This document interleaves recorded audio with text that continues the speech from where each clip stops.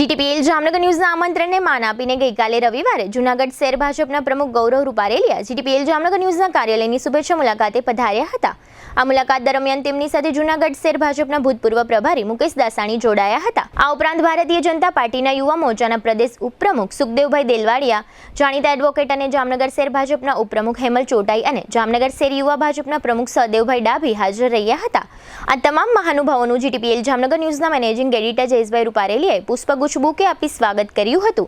આ તકે જૂનાગઢના ભાજપના પ્રમુખ ગૌરવ રૂપારેલિયાએ જણાવ્યું હતું કે જાહેર જીવનમાં આગળ વધવા માંગતા યુવાનોએ ભારતીય જનતા પાર્ટીમાં જોડાઈને દેશની સેવા કરવાની તકને ઝડપી લેવી જોઈએ। એક પ્રશ્નના ઉત્તરમાં ગૌરવ રૂપારેલિયાએ જણાવ્યું હતું કે ભારતીય જનતા પાર્ટીના કાર્યકર્તાઓ ચૂંટણીને એક પર્વની જેમ ઉજવે છે।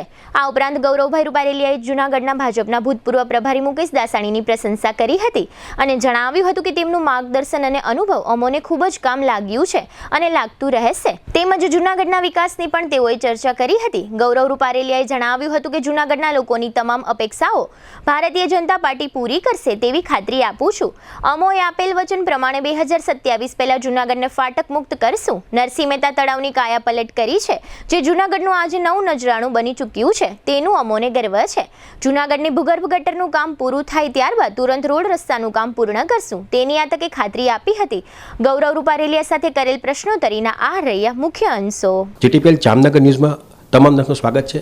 આજે જીટીપીએલ જામનગર ન્યૂઝના કાર્યાલય ઉપર આપણા જૂનાગઢના શહેર ભાજપના પ્રમુખ એવા ગૌરવ રૂપારેલિયા મહેમાન બન્યા છે અને ખાસ કરીને અમારા આમંત્રણને માન આપીને આમ તો જામનગરની વિઝિટ હતી। ખાસ કરીને ગઈકાલે રાત્રે એક અમારે લોહાણા સમાજનો એક કાર્યક્રમ હતો, એટલે ખાસ એમને આ પ્રસંગની અંદર હાજરી આપી હતી। ખાસ કરીને સમૂહ નાત હતી અને આજે અમારા ઓફિસના મહેમાન બન્યા છે। તો આપણે ગૌરવભાઈને પૂછશું કે જૂનાગઢ શહેર ભાજપના પ્રમુખ તરીકે વરણી થયા છો અને ખાસ કરીને છેલ્લા 1 વર્ષથી તમારી સફર કેવી રહી? સૌપ્રથમ તો જામનગર મુકામે જીટીપીએલ ન્યૂઝના ન્યૂઝરૂમમાં આપણે આમંત્રણ આપ્યું એ બદલ આપનો ખૂબ ખૂબ આભાર। ભારતીય જનતા પાર્ટીનો કાર્યકર્તા ને ક્યારે પદ નથી હોતું, જવાબદારી હોય છે। ભારતીય જનતા પાર્ટીના શીર્ષ નેતૃત્વ 1 વર્ષ પહેલાં જ્યારે મને અધ્યક્ષ તરીકેની જવાબદારી સોંપવામાં આવેલી, આ 1 વર્ષ ને અધ્યક્ષની સફર ખૂબ જ યાદગાર રહી। ભારતીય જનતા પાર્ટીના સૌ કાર્યકર્તાઓ, સૌ બૂથના કાર્યકર્તાઓથી માંડીને રાષ્ટ્રીય કાર્યકર્તાઓ જે અમને ખભે ખભો મિલાવીને જે કોઈ કાર્યક્રમો પાર્ટી આપ્યા, ચાહે સંગઠનાત્મક હોય, ચાહે કોઈ ચૂંટણી હોય, ચાહે લોકોને જોડવાના કાર્યક્રમ હોય કે ચાહે પાર્ટીના જે કોઈ કાર્યક્રમો આપ્યા, તમામ કાર્યક્રમો કાર્યકર્તાઓની મહેનતના, કાર્યકર્તાઓની બળના આધારે અને શીર્ષ નેતૃત્વના માર્ગદર્શનના આધારે ખૂબ જ સારા કરવાના પ્રયત્નો રહ્યા। અને એના ઉપલક્ષમાં ગઈકાલે આખા ગુજરાતના અધ્યક્ષ રઘુવંશ સમાજના એવા જીતુભાઈ લાલના આમંત્રણને માન આપીને જ્યારે જામનગરની પ્રણાલી રહી છે કે રામનવમીના દિવસે સમૂહ નાતનું આયોજન થતું હોય છે, એમાં પણ ગઈકાલે સમૂહ નાતના દર્શન કરવાનો લાભ મળ્યો અને સમસ્ત રઘુવંશી પરિવારને મળવાનો લાભ પણ ગઈકાલે જામનગરના મુકામે અમને મળ્યો। વાત એટલી છે, જૂનાગઢ ને જામનગર બે વસ્તુ એટલા બધા નજીકથી આવે છે કારણ કે જે તે સમયે તમારા પ્રભારી મુકેશભાઈ દાસાણી હતા, ખાસ કરીને શહેર ભાજપના। તો એની સાથેનો તમારો વ્યવહાર અથવા તો એ પ્રમાણે એનો જે અનુભવ છે એ તમને કેટલો ઉપયોગી બન્યો? વડીલોનું માર્ગદર્શન હંમેશા એમના અનુભવના આધારે મળતું જ હોય છે। મુકેશભાઈ દાસાણી જામનગરમાં પણ ભારતીય જનતા પાર્ટીના અધ્યક્ષ રહી ચૂકેલા હતા।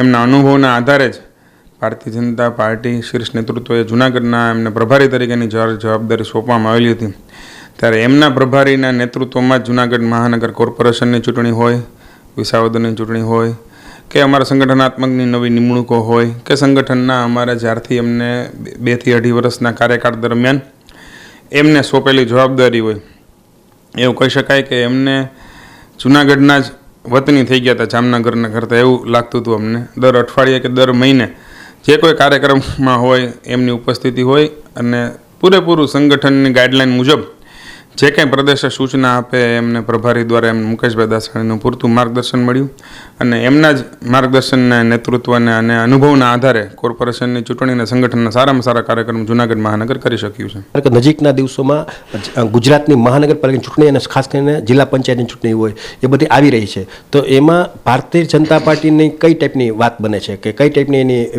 વિનર બનશે કે કંઈ પણ વાત લોસ થશે? Bharatiya Janata party with the difference, અન્ય ચૂંટણીઓ અન્ય પાર્ટીઓની જેમ જ્યારે ચૂંટણી આવે એ સમયે જેમ બેડકાઓ નીકળી પડે વરસાદમાં, એવી રીતે જનતા વચ્ચે જઈ અને મત માગવા નથી જતી।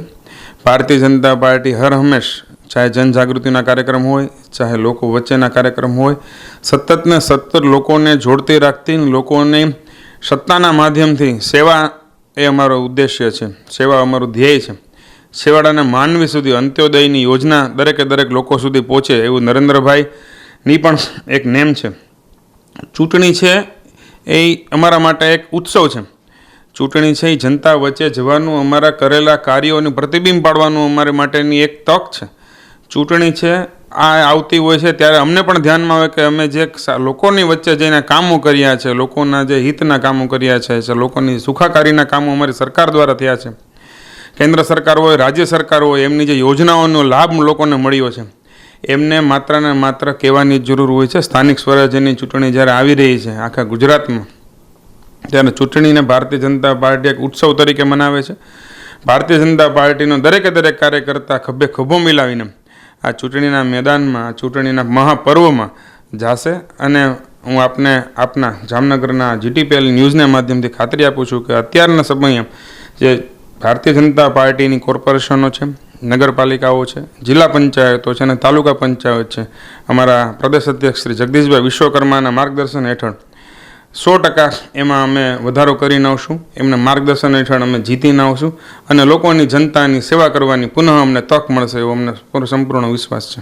જુનાગઢની જ્યાં સુધી વાત છે, તમે અધ્યક્ષ છો, તો જુનાગઢમાં એવું શું ખૂટે છે કે તમે આ તમારા કાર્યકાળ દરમિયાન પૂરું કરશો? ભારતીય જનતા પાર્ટી ઉપર જુનાગઢની જનતાએ વિશ્વાસ મૂકીને લોકસભા હોય, ધારાસભા હોય કે કોર્પોરેશન હોય, ત્રણમાં ભારતીય જનતા પાર્ટીને તક સેવા કરવાની આપેલી છે. ત્યારે ભારતીય જનતા પાર્ટીની સેવા કરવા માટેની લોકોની જ્યારે અપેક્ષાઓ અમારી પાસેથી વિશેષ છે, ત્યારે તમામ અપેક્ષાઓ પૂર્ણ કરશું. જુનાગઢનો એક મોટો પ્રશ્ન મારી દ્રષ્ટિએ કહી શકાય કે જે ફાટક મુક્ત જુનાગઢની એક નેમ છે.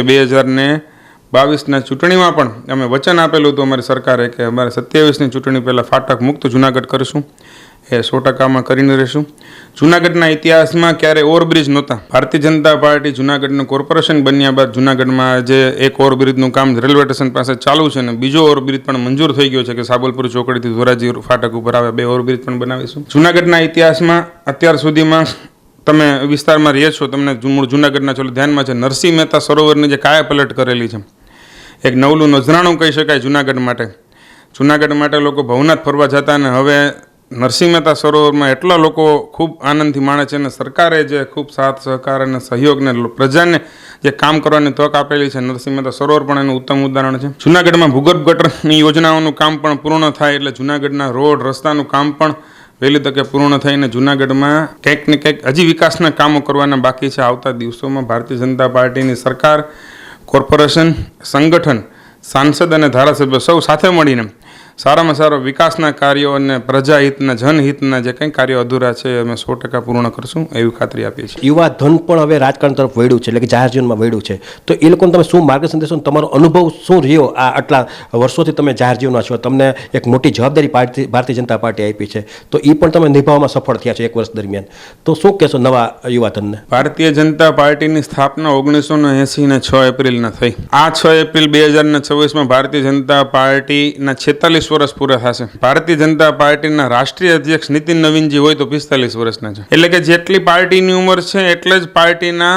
અધ્યક્ષની ઉંમર છે. એટલે કે પાર્ટી જે પ્રમાણે યુવાનોને પ્રોત્સાહન આપે છે, પાર્ટી જે પ્રમાણે યુવા ધનને તક આપે છે, પાર્ટી જે પ્રમાણે યુવા લોકોને નવી જવાબદારી સોંપે છે. જુનાગઢ કોર્પોરેશનની વાત કરીએ તો પણ અમારી જે કોર્પોરેશનની 5 પદાધિકારીની ટીમ છે તેમાં સૌથી નાની 22 વર્ષની ઉંમરના અમારા યુવા ડેપ્યુટી મેયર છે. અમારા મેયર પણ છે તો 40 વર્ષના યુવા છે. શાસક પક્ષના નેતા છે તો એ પણ એ યુવા છે. તો જે પ્રમાણે આખા ગુજરાતમાં આ વખતેના ચૂંટણીમાં પણ યુવા લોકોને તક મળે, નવા લોકોને પ્લેટફોર્મ મળે અને જે સામાન્યમાં સામાન્ય કાર્યકર્તાઓ, બૂથનો કાર્યકર્તા કામ કરતાં ભારતીય જનતા પાર્ટીમાં ગુજરાત પ્રદેશના અધ્યક્ષ બની શકે એનું ઉત્તમ ઉદાહરણ છે સન્માનીય જગદીશભાઈ વિશ્વકર્મા સાહેબ. તો મારી સૌ યુવાનોને અપીલ છે અને સૌ યુવાનોને વિનંતી છે કે આપ પણ જ્યારે અત્યારે રાજકીય ક્ષેત્રે ખૂબ અત્યારે યુવાનોને તક આપનારી પાર્ટી એટલે ભારતીય જનતા પાર્ટી બનેલી છે, તો આપ પણ પોતાનું ભવિષ્ય ઉજ્જવળ કરવા માટે, પોતાની સેવાની એક ઈચ્છા પૂરી કરવા માટે અને રાજકીય ક્ષેત્રે વૃદ્ધિ કરવા માટે, તમારું નામ કરવા માટે, તમારા સત્તાના માધ્યમથી સેવા કરવા માટેની તક તમને જો જોતી હોય તો ભારતીય જનતા પાર્ટીમાં આપ કામ કરો, ભારતીય જનતા પાર્ટીમાં તમે જોડાઓ અને વધુમાં વધુ તમે આગળ વધો એવી મારી શુભેચ્છા અને સ્વાગત છે. જુનાગઢ શહેર ભાજપના પ્રમુખ એવા ગૌરવભાઈ રૂપારેલિયા હતા અને નાની ઉંમરમાં જ એમણે એટલું બધું પાર્ટી લેવલે વર્કઆઉટ કર્યું હતું અને એની નોંધ લઈ નાની ઉંમરમાં એને જુનાગઢ શહેર ભાજપના અધ્યક્ષ બનાવ્યા છે અને 1 વર્ષ દરમિયાન એટલું બધું નામ મોટું કર્યું છે કે જેની પ્રદેશ ભાજપ નહીં પણ રાષ્ટ્રીય ભાજપ પણ એની નોંધ લે છે. એટલે આ રીતે આજે જામનગરના મહેમાન બન્યા છે અને ખાસ કરીને અમે જીટીપીએલ જામનગર ન્યૂઝના પણ એ મહેમાન તરીકે અહીંયા પધાર્યા છે. અમે એનું સ્વાગત કર્યું છે અને ખાસ કરીને જે પ્રમાણે એનામાં